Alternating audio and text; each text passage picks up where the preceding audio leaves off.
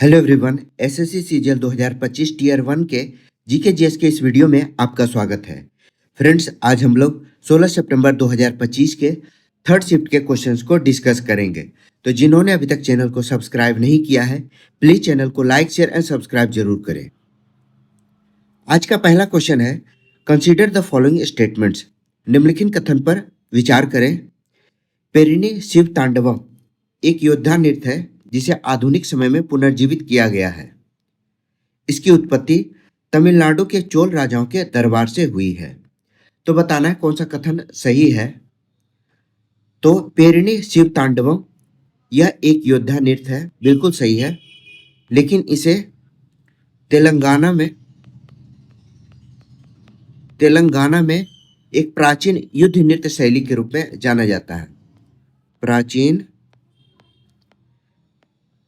युद्ध नृत्य शैली के रूप में जाना जाता है। इसे काकतीय राजाओं के दरबार में काकतीय राजाओं के समय में इसे किया जाता था। आधुनिक समय में डॉक्टर नटराज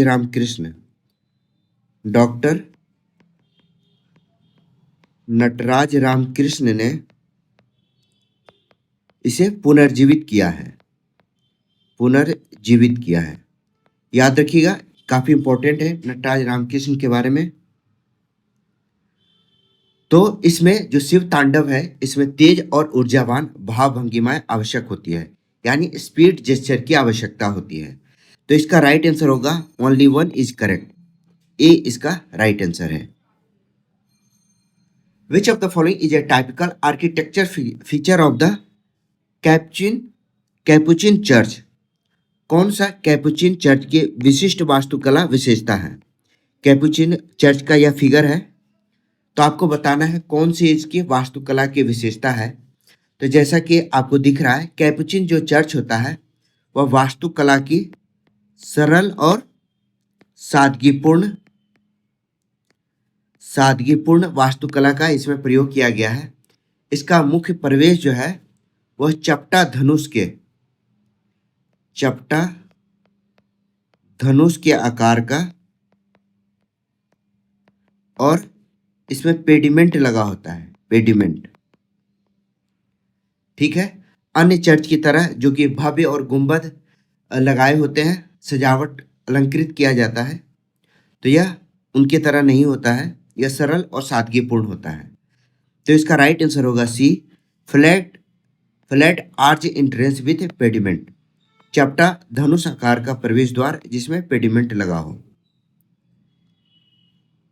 अगला सवाल है, which of the following statements uniquely identify a symbolic or lesser known element linking Teej to both nature and mythology. निम्नलिखित में कौन सा कथन तीज को प्रकृति और पौराणिक कथाओं से जोड़ने वाले प्रतीकात्मक तत्व को दर्शाता है। याद रखिएगा, तीज जो है वह, इसका नाम जो है मॉनसून में दिखने वाले कीड़े से हुआ है। मॉनसून में दिखने वाले कीड़े, ठीक है, जिसे तीज कहा जाता है। तो इससे जुड़ा हुआ माना जाता है। इसे मौसम और प्रकृति से उर्वरता और वर्षा के प्रतीक के रूप में, इसके संबंध को दर्शाया जाता है। तीज में क्या होता है, महिलाएं हरियाली और वर्षा का सीधा संबंध दिखाते हैं पर्व के रूप में। तो इसका राइट आंसर होगा C, the name Teej comes from a red insect in monsoon. यहां एक चीज जोड़ दे रहे हैं, महिलाएं इसे हरियाली और वर्षा पर्व के रूप में मनाते हैं। ठीक है, सी इसका राइट आंसर है। Which of the following statements about the Mahasandhi Vigraha during Gupta rule is correct. Gupta शासनकाल के दौरान महासंधि विग्रह के बारे में कौन सा कथन सही है? तो महासंधि विग्रह या गुप्त काल के प्रशासन का महत्वपूर्ण पद था। जैसे आज के विदेश मंत्री हैं, उसी तरह महासंधि विग्रह विदेश मंत्री के रूप में जाने जाते थे, जिनका काम क्या था? इनका काम था विदेश नीति और सैन्य कूटनीति तैयार करना।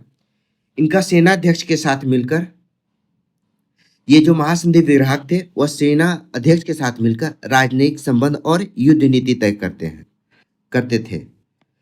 He acted as foreign minister and collaborated with the king and military. विदेश मंत्री के रूप में कार्य करता था और राजा व सेना के साथ निकट सहयोग करता था। नेक्स्ट क्वेश्चन है, Which of the following pairs of Kashmir music and it's description is correctly match? कौन सा कश्मीरी संगीत और उसका विवरण सही रूप से मेल खाता है? कश्मीरी नृत्य के बारे में काफ़ी एग्जाम में पूछे गए हैं, नृत्य के बारे में काफ़ी क्वेश्चन आए हैं। तो ऑप्शन है चक्री, संतूर और हाफी नजमा का उपयोग करते हुए शास्त्रीय रूप, यानी चक्री जो है उसमें संतूर और हाफिज नगमा का उपयोग करते हैं शास्त्रीय नृत्य के रूप में।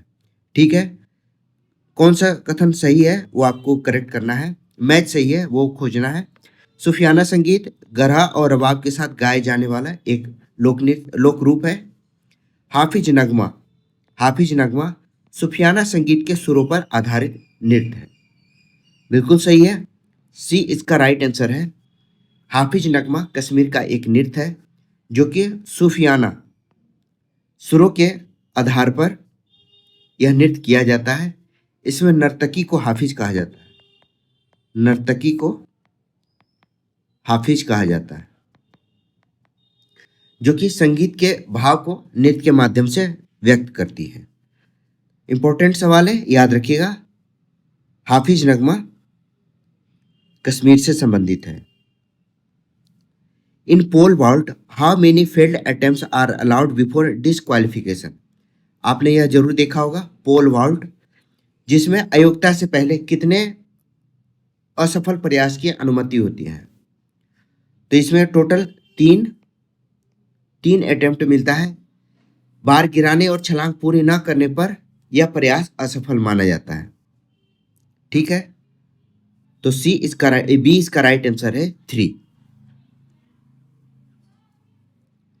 Match the dynasties with the regions with their primary ruled. राजवंशों के उनके प्रमुख शासित क्षेत्रों से मिलाना है। जैसे गुजर प्रतिहार, गुजरात एंड राजस्थान। ये मैचिंग का सवाल है या ऑलरेडी मैच है। गुर्जर प्रतिहार जो कि गुजरात और राजस्थान से संबंधित है। राष्ट्रकूट यह पश्चिमी दक्कनी क्षेत्र से है। बंगाल, पाल जो थे वह बंगाल के क्षेत्र में थे और चोल तमिलनाडु में। इनका करेक्ट मैच है A1, B2, C3 and D4।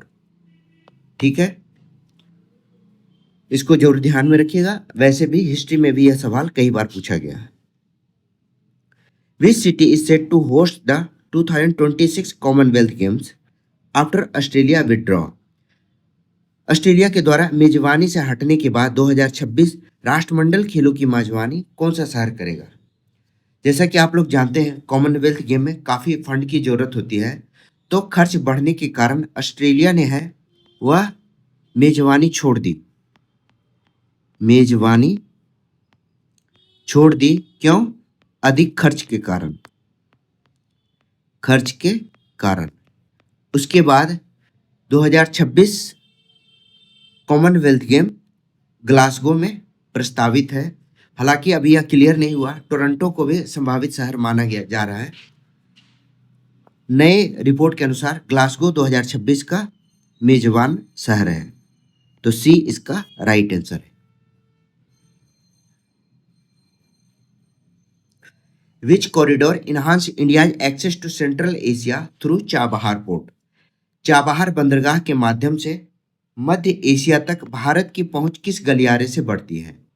आप देख सकते हैं चाबहार पोर्ट जो है वह भारत और ईरान, इंडिया और ईरान का यह रणनीतिक पोर्ट है, जो कि भारत ईरान की संयुक्त परियोजना है। इसे एनएसटीसी कहा गया है, एनएसटीसी, नॉर्थ साउथ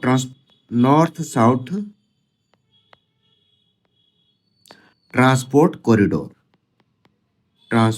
कॉरिडोर। इस कॉरिडोर से भारत का मध्य एशिया और रूस के साथ संपर्क सीधे जुड़ जाएगा। मध्य एशिया और रूस के साथ सीधे संपर्क जुड़ जाएगा, जिसमें भारत जो है पाकिस्तान को बाईपास करके सीधे चाबहार पोर्ट तक या मध्य एशिया तक एक्सेस कर पाएगा। तो इसका राइट आंसर होगा C, north south transport corridor. What is the theme of Avni Doshi's burned sugar book का नाम है, short listed for the Booker Prize 2020। Avni Doshi को बर्न्ड शुगर जो पुस्तक है, जिसे 2020 के लिए बुकर पुरस्कार के लिए नामांकित किया गया, तो उसका थीम क्या है? आप देख रहे हैं एसएससी में 2020 के भी क्वेश्चन पूछे जा रहे हैं। तो याद रखिएगा, बर्न्ड शुगर जो है वह माँ बेटी के संबंध को दर्शाया है, माँ बेटी के जटिल संबंध को दर्शाया है। इसे 2020 में बुकर प्राइज के लिए नामांकित किया गया था। यह शॉर्टलिस्ट हुआ था, जिसमें स्मृति, भावना और दर्द को इसमें व्याख्यायित किया गया है। ठीक है, तो इसका राइट आंसर क्या होगा? कॉम्प्लेक्स मदर डॉटर बॉन्ड को इसमें प्रदर्शित किया गया है। In which campaign did education minister Dharmendra Pradhan promote on World Environment Day 2025? शिक्षा मंत्री धर्मेंद्र प्रधान ने विश्व पर्यावरण दिवस 2025 पर किस अभियान को बढ़ावा दिया? 2025 का जो है विश्व पर्यावरण दिवस, एक पेड़ माँ के नाम 2.0 या 2.0 जो भी कहें आप, यह पेड़ लगाने के अभियान के रूप में इसे पर्यावरण संरक्षण और हरित आवरण को बढ़ाने के लिए यह अभियान को बढ़ाया गया है।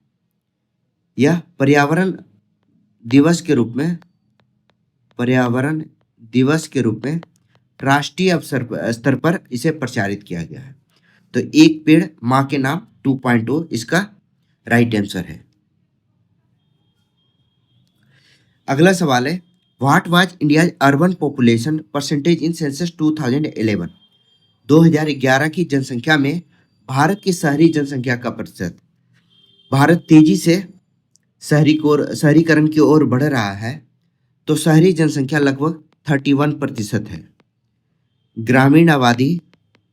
ग्रामीण जो आबादी है वह अभी भी 69% है। भारत शहरीकरण की ओर बढ़ रहा है, तो बी इसका राइट आंसर है 31%। What is the maximum payload capacity of India's next gen launch vehicle NGLV to LEO lower earth orbit? Bharat के NGLV की निम्न पृथ्वी कक्षा तक अधिकतम पेलोड क्षमता कितनी है? तो NGLV जो है, NGLV next gen launch vehicle, यह भारत का हैवी लॉन्च वाहन है, हैवी लॉन्च व्हीकल है, जो कि लियो में यानी लोअर अर्थ ऑर्बिट में 20 टन पेलोड ले जा सकता है। GSLV MK3 सबसे अधिक शक्तिशाली, जैसा कि आपको दिख रहा होगा, सबसे अधिक पेलोड क्षमता वाला लॉन्च व्हीकल होगा। तो इसका राइट आंसर क्या होगा? B, 20 tonne. यह देख लीजिए आप, यह क्रमिक विकास है हमारे लॉन्च व्हीकल का। SLV, ASLV, PSLV, GSLV और अभी है GSLV MK3। अगला सवाल, विच of the following statements correctly identify the venue and schedule of Yonex sunrise India open 2025? Yonex sunrise, निम्नलिखित में से कौन सा कथन योनेक्स सनराइज इंडिया ओपन 2025 के स्थान और समय को सही बताता है? तो यह बैडमिंटन सुपर 750 टूर्नामेंट है। बैडमिंटन सुपर 750 टूर्नामेंट है, ठीक है, जो कि केडी जाधव इंडोर हॉल जो कि आईजी स्टेडियम दिल्ली में है।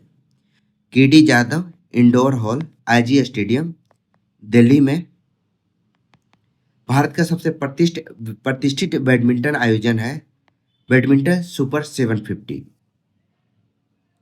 तो सी इसका राइट आंसर है। The Sindri fertiliser plant is located in which state? काफी चर्चा में रहा है सिंदरी उर्वरक कारखाना, यह कहाँ है? तो यह धनबाद में है। धनबाद झारखंड में है। यह फर्टिलाइजर कॉरपोरेशन ऑफ इंडिया से इसका रेगुलेशन करती है। इसे पुनर्जीवित किया जा रहा है, जो कि अमोनिया यूरिया संयंत्र के रूप में, अमोनिया यूरिया संयंत्र है, जिसे फिर से शुरू करने के लिए इसकी तैयारी की जा रही है। Which of the following sequence correctly represent flow of genetic information? अनुवांशिक जानकारी के प्रवाह का सही क्रम कौन सा है? तो मूल इसका जो सीक्वेंस है वह क्या है? डीएनए, आरएनए और प्रोटीन। डीएनए के बाद आरएनए, आरएनए के बाद प्रोटीन। तो राइट आंसर क्या होगा? इसका राइट आंसर है सी। इसे सेंट्रल डॉग्मा भी कहा जाता है, सेंट्रल डॉग्मा भी कहा जाता है। इस प्रक्रिया को ट्रांसक्रिप्शन या ट्रांसक्रिप्शन प्लस ट्रांसलेशन कहा जाता है, ट्रांसलेशन कहा जाता है, ठीक है। तो सी इसका राइट आंसर है। अगला सवाल है, what does article 268 of the constitution deal with? संविधान का अनुच्छेद 267 किससे संबंधित है? 267 में स्टाम्प शुल्क, जो हम लोग डॉक्यूमेंट होता है स्टैम्प का, तो स्टाम्प ड्यूटी से संबंधित है। आप याद रखिएगा, स्टाम्प ड्यूटी संघ लगाती है, लेकिन इसकी वसूली राज्य सरकार करती है। वसूली राज्य सरकार के द्वारा किया जाता है। इससे राज्यों को राजस्व का लाभ मिलता है। तो सी इसका राइट आंसर है, संघ द्वारा लगाए गए और राज्यों के द्वारा संग्रहित स्टाम्प शुल्क। आर्टिकल 268 याद रखिएगा। In speed of sound 340 metre per second and frequency 680 hertz, wavelength क्या है इसका? यदि ध्वनि की गति 340 मीटर पर सेकेंड है और आवृत्ति 680 हर्ट्ज है, तो तरंग दैर्घ्य क्या होगी? तरंग दैर्घ्य को लेम्डा से सूचित करते हैं, V/F होता है 340/680, यानी लगभग 0.5 मीटर इसका राइट आंसर होगा। तो ए इसका राइट आंसर है। अगला सवाल, what is the primary aim of ties? Ties का मुख्य उद्देश्य क्या है? टाइज है क्या? Trade infrastructure for export scheme, trade infrastructure for export scheme, ठीक है। तो यह निर्यात इंफ्रास्ट्रक्चर, आप देख ही रहे हैं, निर्यात अवसंरचना विकसित करना है, जिससे राज्य और बंदरगाह को सहायता प्राप्त हो। तो राइट आंसर होगा निर्यात अवसंरचना विकास, एक्सपोर्ट इंफ्रास्ट्रक्चर डेवलपमेंट। कथन कारण के प्रश्न है, happiness index include political freedom and social support. खुशी सूचकांक में राजनीतिक स्वतंत्रता और सामाजिक समर्थन शामिल है। इसका कारण है, यह सूचकांक यूएनडीपी के द्वारा प्रकाशित किया जाता है, ठीक है। तो राजनीतिक स्वतंत्रता और सामाजिक जो समर्थन है वह हैप्पीनेस इंडेक्स में शामिल है। सेकंड है, यह यूएनडीपी के द्वारा प्रकाशित किया जाता है। गलत है, यह वर्ल्ड हैप्पीनेस रिपोर्ट के द्वारा, क्वेश्चन में ही लिखा हुआ है वर्ल्ड हैप्पीनेस रिपोर्ट के द्वारा इस इंडेक्स को प्रकाशित किया जाता है। यूएनडीपी गलत होगा। तो इसका राइट आंसर क्या होगा? ए सही है, लेकिन आर गलत है। A true and R false. Next है, why is carbon sink enhancement important for India's climate plan. भारत की जलवायु योजना में कार्बन सिंक संवर्धन क्यों महत्वपूर्ण है। कार्बन सिंक संवर्धन से क्या मतलब होता है, तो इसका अर्थ है CO2 को पेड़ों में और मिट्टी में संग्रहित करना, मिट्टी में संग्रहित करना, जिसे कहते हैं कार्बन सिंक संवर्धन, कार्बन सिंक इनहांसमेंट, जो कि जलवायु परिवर्तन को नियंत्रित करने में मदद करता है। जलवायु परिवर्तन को नियंत्रित करने में मदद करता है। भारत ने वन क्षेत्र को बढ़ाने का लक्ष्य निर्धारित किया है। तो राइट आंसर क्या होगा, store CO2 in vegetation and soil. अगला सवाल है, भारत ने योजना काल में आयात प्रतिस्थापन अपनाया है। ठीक है, विदेशी प्रतिस्पर्धा से घरेलू उद्योगों की रक्षा हेतु। ठीक है, तो सही है, भारत ने योजना काल में आयात प्रतिस्थापन नीति अपनाई। इसका उद्देश्य क्या था, तो विदेशी प्रतिस्पर्धा से घरेलू उद्योगों की रक्षा हेतु। कंसिडर द फॉलोइंग, निम्नलिखित कथन पर विचार कीजिए। ब्लैक होल सीधे अपना घटन क्षितिज से एक्सरे उत्सर्जित करते हैं। पल्सर तेजी से घूमते न्यूट्रॉन तारे होते हैं। ठीक है, ब्लैक होल एक्सरे उत्सर्जित नहीं करता, बल्कि यह एक्रीशन डिस्क से उत्सर्जन होता है। यहाँ एक्सरे से उत्सर्जित नहीं करता, एक्रीशन डिस्क से उत्सर्जन होता है। ठीक है, ये देखो एक्रीशन डिस्क है, उससे उत्सर्जित होता है। पल्सर तेजी से घूमते वाले न्यूट्रॉन तारे हैं, यानी केवल 2 इसका राइट आंसर है। ठीक है, B is the correct answer. Which article allow parliament to legislate on state list subject during national emergency. राष्ट्रीय आपातकाल के दौरान संसद को राज्य सूची पर कानून बनाने की अनुमति कौन सा अनुच्छेद देता है। तो आर्टिकल 250 के अंतर्गत राष्ट्रीय आपातकाल में केंद्र को राज्य सूची पर कानून बनाने का अधिकार होता है, लेकिन आपातकाल समाप्त होने पर कानून की वैधता, आपातकाल समाप्त होने पर वैधता सीमित अवधि तक रहती है, सीमित अवधि तक रहती है। ठीक है, तो ए इसका राइट आंसर है। कंसीडर द फॉलोइंग स्टेटमेंट्स, निम्नलिखित कथन पर विचार कीजिए। अनुच्छेद 131A 131A ने उच्च न्यायालय को केंद्रीय कानून की वैधता पर निर्णय का विशेषाधिकार दिया है। इसे 43वें संविधान संशोधन के द्वारा निरस्त किया गया है। तो आर्टिकल 131 सुप्रीम कोर्ट को केंद्रीय कानून के संवैधानिक वैधता पर नियंत्रण करने का विशेषाधिकार दिया है। ठीक है,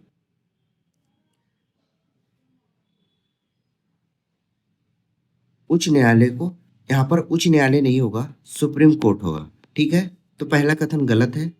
सेकंड है, इसे 43वें संविधान संशोधन के द्वारा निरस्त किया गया, तो ये सही है। तो बी इसका राइट आंसर है।